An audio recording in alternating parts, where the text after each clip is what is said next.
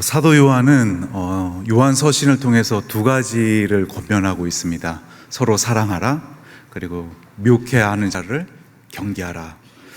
그 당시에 순회 전도자들이 있었습니다. 다니면서 복음을 전했는데 그 당시 여관들이 굉장히 불결하고 위험했다고 합니다. 그래서 순회 전도자들은 성도들의 가정에 방문해서 하루씩 이틀씩 묵었다고 합니다. 근데 문제는 그들 중에 거짓으로 가르치는 자들이 있었다라는 것입니다. 그 거짓 가르침이 교회 공동체를 무너뜨리고 혼란케 하는 일들이 일어났습니다. 그래서 사도 요한은 이 요한 서신을 쓰면서 그 거짓 가르치는 자들을 경계해라, 멀리해라 라고 권면을 하고 있습니다. 사도 요한은 권면을 하기 전에 먼저 1절에서 3절까지 인사를 하고요, 4절에서 내가 심히 기쁘다라고 말을 하면서 본론을 시작을 합니다. 근데 사도 요한이 왜 심히 기쁘다라고 이야기하는 걸까요? 뭐가 그렇게 기쁠까요? 4절을 한번 보시겠습니다. 너의 자녀들 중에 우리가 아버지께 받은 계명대로 진리를 행하는 자를 내가 보니 심히 기쁘다라고 말을 하고 있습니다. 여기서 너의 자녀들이라고, 너는 1절에 보면은 부녀가 나오는데요, 그 부녀를 이야기하는 겁니다. 부녀는 퀴리아라는 단어인데요, 문자적인 뜻은 귀부인입니다. 그런데 여기서 부녀는 부인이 아니라 교회를 의미합니다. 고대에는 도시 이름을 여성형으로 지었죠. 그리고 교회라는 단어도 여성형입니다. 그리고 부녀라는 단어는 어떤 모임을 가리킬 때 사용되기도 했습니다. 그리고 1절에 보면은 부녀 앞에 어떤 표현이 붙죠? 택하심을 받은 부녀라고 이야기하고 있습니다. 쭉 이어서 보면은 택하심을 받은 모임이라고 할 수 있겠죠. 택하심을 받을 자들의 모임, 그것이 바로 교회입니다. 그래서 여기서 말하는 부녀는 교회를 의미한다라고 볼 수 있습니다. 요한은 교회를 부녀라고 부르고 있는데요, 그렇다면 부녀의 자녀, 지금 4절 앞부분에 나오는 너의 자녀, 이 너의 자녀는 누구를 말하는 걸까요? 그것은 바로 성도들을 이야기하겠죠. 성도를 의미합니다. 그 성도들 중에 하나님께 받은 계명을 행하는 자가 있어서 내가 심히 기쁘다라고 이야기합니다. 계명을 지킨다. 그러면 계명은 무엇일까요? 요한일서 3장 23절에 보면은 사도 요한은 이렇게 이야기하고 있습니다. 그의 계명은 이것이니 곧 그 아들 예수 그리스도의 이름을 믿고 그가 우리에게 주신 계명대로 서로 사랑할 것이니라. 계명은 바로 믿는 것, 그리고 사랑하는 것이라고 이야기합니다. 예수 그리스도를 믿는 것이죠. 그리고 성도들끼리 서로, 형제들끼리 서로 사랑하는 것입니다. 이 계명대로 진리를 행하는 자가 있어서 내가 심히 기쁘다라고 이야기합니다. 진리를 행하는 자, 바로 진리 안에서 행하는 자라고 번역을 할 수 있겠죠. 그럼 또 진리는 무엇인가요? 바로 예수님이죠, 그렇죠? 예수 그리스도에 대한 가르침, 그것이 바로 진리입니다. 계명을 따라 사랑하지만 진리 안에서 사랑해야 된다는 겁니다. 그러니까 사랑의 경계선이 분명한 거죠. 예수님을 벗어난 사랑을 해서는 안 된다는 겁니다. 사랑을 하되 예수님 안에서, 진리 안에서 사랑을 행해야 된다라는 것입니다. 요한은 너의 자녀들 중에 그 진리 안에서 사랑하는 자, 계명을 행하는 자가 있어서 심히 기쁘다라고 이야기합니다. 여러분, 우리도 기쁠 때가 많이 있죠. 여러분 언제 가장 기쁘신가요? 자녀들이 건강하게 잘 자라는 모습을 보면은 기쁘죠. 그리고 자녀들이 공부를 잘하면 또 기쁘고요. 저도 이제 고3 학부모인데요, 좋은 대학에 가면은 저도 기쁠 것 같습니다. 그리고 단단한 직장에 취업을 해서 또 짝을 만나서 결혼을 하고 자녀를 낳고, 이런 모습들을 보면서 우리는 기쁨을 느끼죠. 하지만 뭐니 해도 신앙이 최고겠죠, 그렇죠? 돈이 아니라 돈이라고 할 줄 아셨죠? 신앙이 최고입니다, 그렇죠? 자녀들이 자라면서 느끼는 것은 정말 신앙이 최고다. 자녀들이 신앙생활을 잘하는 모습을 볼 때 가장 기쁩니다. 그런데 제가 어린이 부서를 담당할 때 여름 성경학교를 준비하고 있었는데요, 여름 성경학교 주제가 선교였습니다. 그래서 여름 성교를 준비하면서 교사들 앉아 있는데 집사님한테 물었습니다. 집사님, 혜민이나 승혁이가 선교사 되려고 하면 어떻게 하실래요? 그랬더니 그건 절대 안 돼요 그러시더라고요. 우리 교회도 유아 세례 받을 때 목사님께서 그런 질문을 하시죠. 그리고 성도님들 중에는 또 목사들한테 그런 비슷한 질문을 하시는 분들이 계십니다. 목사님 애들이 목사가 되겠다고 하면 어떻게 하실 거예요? 최고의 영광이죠. 그렇죠? 예. 최고의 기쁨입니다. 정말 이 혼탁한 세상 속에서 다른 것이 아니라 참 하나님을 사랑하고 그 일을 위해서 자기의 삶을 전부 드리겠다고 하는 그 결단, 그런 충성, 그거보다 더 큰 기쁨이 없죠. 자녀들이 믿음 안에서 이렇게 올바로 서 있는 모습, 그게 최고의 기쁨입니다. 그리고 시니어 분들이 듣기 좋은 자랑을 할 때가 있습니다. 이러한 자랑은 좀 많이 하셨으면 좋겠어요. 목사님, 저 집사 어릴 때 제가 주일학교 교사였어요. 근데 교사를 했다는 것을 자랑하는 것이 아니에요. 그 어린아이가 자라서 이렇게 신앙 안에서 잘 자라서 집사로 하나님을 섬기고 교회를 섬기고 있다는 것을 자랑하시는 거죠. 이렇게 믿음 안에 굳게 서 있는 성도, 이것은 교사들의 면류가 아닙니다. 너무 기쁨이죠. 내가 어렸을 때 말씀을 가르쳤던 아이가 잘 자라서 또 대를 이어서 교회를 섬기는 그 모습을 볼 때 그거보다 더 기쁜 일은 없습니다. 목사들도 마찬가지입니다.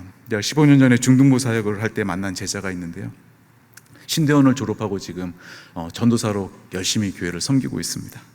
얼마 전에 만나서 이제 다른 아이들 소식도 이렇게 전해 들었는데요, 전도사로 또 교사로 집사로 이렇게 섬기고 있더라고요. 그 이야기를 들을 때 정말 너무나 행복했습니다. 기뻤습니다. 참 말씀을 가르치셨던 그 제자들이 그 말씀을 따라서 바르게 하나님을 섬기고 있는, 참 진리 가운데서 계명을대로 행하는 그 모습들을 볼 때 그보다 더 기쁜 일은 없죠. 사도 요한도 아버지께 받은 계명대로 진리를 행하는 자가 있다는 그 소식을 듣고 심히 기쁘다라고 이야기합니다.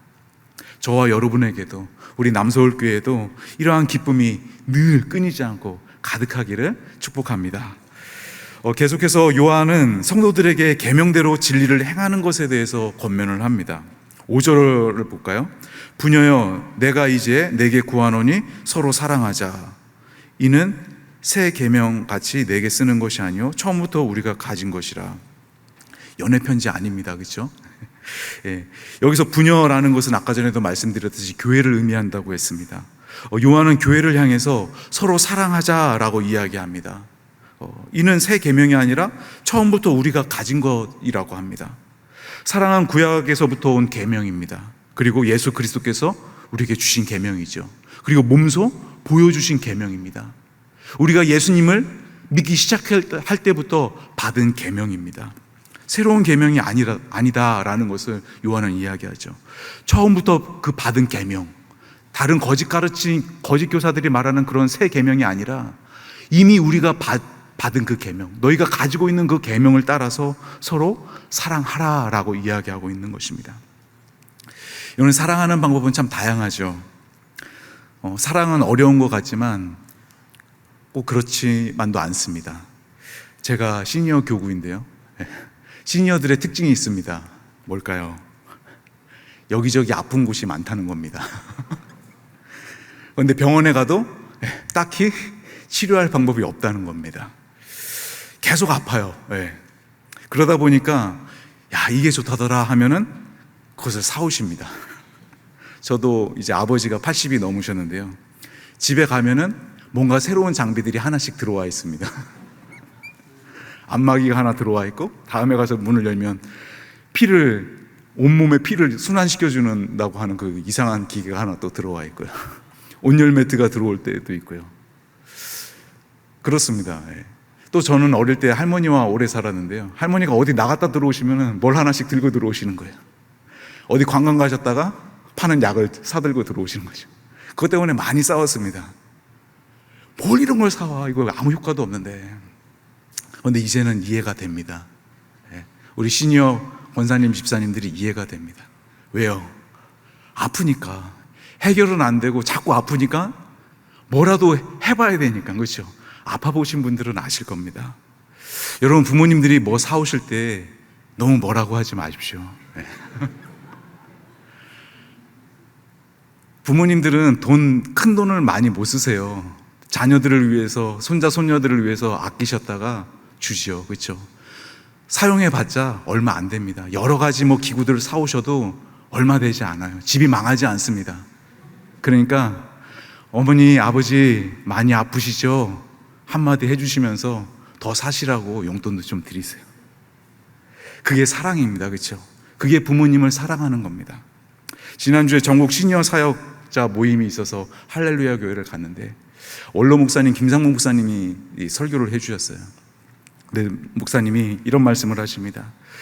했던 말 또 하고 했던 말 또 하는 게 시니어의 특징인데 그냥 놔두라고 그냥 들어주라고, 그게 사랑하는 거라고. 맞는 말이죠. 그렇죠? 성경에도 보면은 하나님도 중요한 것은 계속 반복하지 않냐고.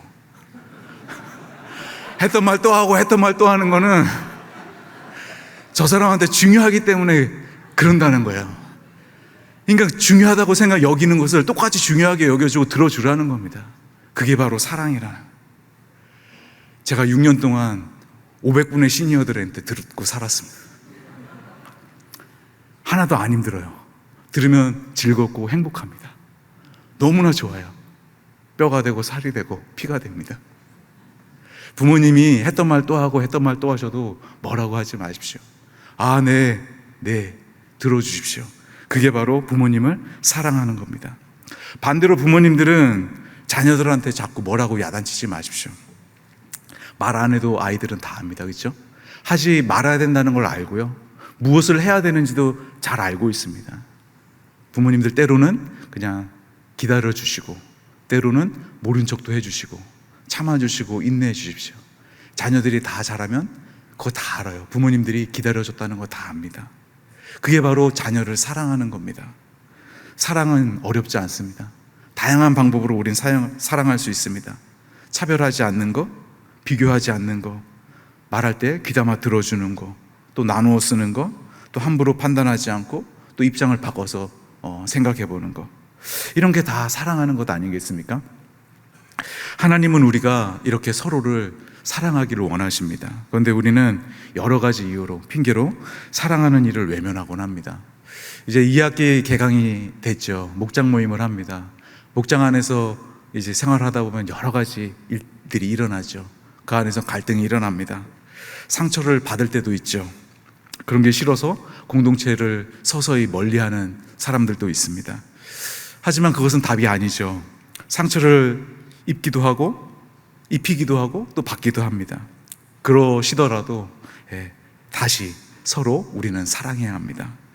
예수님이 우리 위에 채찍에 맞으시고 또 가시관 쓰시고 십자가에 못 박혀 주기까지 우리를 사랑하신 것처럼 우리도 그렇게 사랑해야 하는 것이죠. 사람 관계가 참 힘듭니다. 그렇죠? 저도 가끔이 아니라 종종 무인도에 들어가서 혼자 살았으면 좋겠다라는 생각을 종종 합니다. 갈등 참 어렵죠. 서로 사랑한다는 것은 쉽지 않습니다. 수고가 따르고 아픔과 슬픔이 따릅니다. 하지만 그래도 우리는 서로를 사랑해야 합니다. 사랑하다가 상처가 나면 그 상처를 가지고 하나님 앞에 엎드리십시오. 그러면 그 상처가 또 아물게 되고 또 아물게 되고, 그러다 보면 우리가 더 성숙하게 될 것입니다. 하나님의 사랑을 더 깊이 경험하고 예수님의 사랑을 닮아가게 될 것입니다. 우리는 사랑을 해야 하고 또 사랑을 할 수밖에 없습니다. 왜냐하면 우리의 심령 가운데 하나님의 사랑이, 예수 그리스도의 그 보혈의 사랑이 있기 때문이죠. 하지만 사랑에도 경계선이 있음을 명확하게 이제 사도 요한은 가르치고 있습니다. 사랑은 진리 가운데서 행해야 된다라고 이야기합니다. 믿음을 흔드는 미혹하는 자들과는 확실한 거리를 두라는 겁니다. 이단을 가까이 하지 말라는, 거짓 가르침을 가까이 하지 말라는 이야기입니다. 그것들은 공동체를 뒤흔들고 공동체를 무너뜨리기 때문입니다. 공동체를 보호하기 위해서 그것들을 철저하게 차단해야 된다라고 이야기합니다. 7절에 미혹하는 자가 많다고 합니다. 거짓으로 가르치는 자들이죠. 미혹하는 자들은, 그들은 예수 그리스도께서 육체로 이 땅에 오심을 부인하는 자들입니다. 영은 선하고 육체는 악하다라고 주장하면서 그리스도께서 성육신 하셨다는 것을 부인합니다. 결국 예수님이 하나님의 아들이심을 부정하는 것이죠. 그들을 가리켜서 적 그리스도라고 이야기합니다. 그들 뒤에 그리스도를 대적하는 악한 역의 세력, 마귀가, 사탄이 있다는 것을 가르쳐주고 있는 표현입니다. 그런 거짓된 가르침에서 스스로를 잘 지키지 않으면, 그리스도의 교훈을 지켜내지 않으면 하나님을 모시지 못하게 된다라고 이야기합니다. 왜냐하면 예수님을 통하지 않고서는 하나님께로 갈 자가 없기 때문입니다. 하나님을 모셔야 할 자리에 거짓 순회 전도자가 자리하고 미혹하는 자, 적 그리스도가 그 자리를 차지하게 되는 것입니다. 결국 공동체가 죽게 됩니다. 그래서 요한은 단호하게 이야기하고 있는 것입니다. 10절과 11절입니다. 누구든지 이 교훈을 가지지 않고 너희에게 나아가거든 그를 집에 들이지도 말고 인사도 하지 말라. 그에게 인사하는 자는 그 악한 일에 참여하는 자임이라. 매우 단호하죠. 그 당시 누구를 집 안으로 들인다는 것은 그 사람을 전적으로 받아들인다는 겁니다. 한 식구로, 한 공동체원으로 받아들인다는 것을 의미합니다. 인사를 하지 말라고 하는데 인사도 마찬가지, 같은 의미입니다. 여기서 말하는 인사는 그냥 안녕하세요라고 하는 그 가벼운 인사를 이야기하는 것이 아닙니다. 한 공동체의 구성원으로 받아들이는 인사를 이야기하는 것입니다. 그러니까 공동체의 구성원으로 받아들이는 그러한 인사를 하지 말아야 된다는 것입니다. 다른 복음을 가르치는 자들을 받아들이지 말고 단호하게 거절하라는 것입니다. 그것이 바로 공동체를 보호하는 길이고 공동체를 세워가는 길이다라는 이야기입니다. 이단에 빠진 가족들을 집에 들이지 말라는 이야기입니까? 그들을 버리라는 이야기입니까? 아니죠. 아닙니다. 이단에 빠진 가족이 있다면 온 힘을 다해서 힘써서 그 가족 구성원이 다시 그 이단에서 빠져나오도록 우리는 애쓰고 힘써서 그들을 도와주어야 됩니다. 하지만 미혹해하는 자들, 거짓을 가르치는 자들은 단호하게 거절해야 된다라는 것입니다. 그런데 이단만이 예수 그리스도를 부정하는 것이 아니죠. 오늘날 세상의 가르침, 세상의 논리들은 하나님을 부정합니다. 예수님을 부정하고요, 예수님의 부활을 부정합니다. 창세기 1장 1절을 부정합니다. 자녀들이 그리스도의 교훈 안에 거할 수 있도록 우리가 더 많이 사랑하고 더 자주 예수 그리스도의 진리를 우리 자녀들에게, 우리 다음 세대들에게 가르쳐야 될 것입니다. 사도 요한은 이 땅의 교회들에게 서로 사랑하라고 말씀합니다. 그리고 그 사랑은 진리 안에서 행해야 되며 또 미혹하는 자들을 철저히 경계하라라고 권면하고 있습니다. 예수님이 죽기까지 우리를 사랑하신 것처럼 서로 사랑하시길 바랍니다. 하나님의 사랑이 우리 가운데 있기 때문에 우리는 사랑을 해야 되고 또 사랑을 할 수밖에 없습니다. 힘들고 아파도 눈물이 나도 서로를 사랑하는 일에 여러분 뒷걸음질 치지 말고 끝까지 그리고 더 뜨겁게 서로를 사랑하는 우리 남서울교회 또 여러분들의 가정이 되기를 축복합니다. 또한 예수님을 부정하는 거짓 가르침들과 또 세상의 가르침들을 잘 지혜롭게 말씀으로 잘 분별하고 또 그것들을 철저하게 막아내어서 공동체를 보호하고 가정을 보호하고 또 연약한 지체들과 자녀들을 믿음 안에서 건강하게 또 자라나게 하는 그런 남서울 공동체가 되기를 예수님의 이름으로 축복합니다.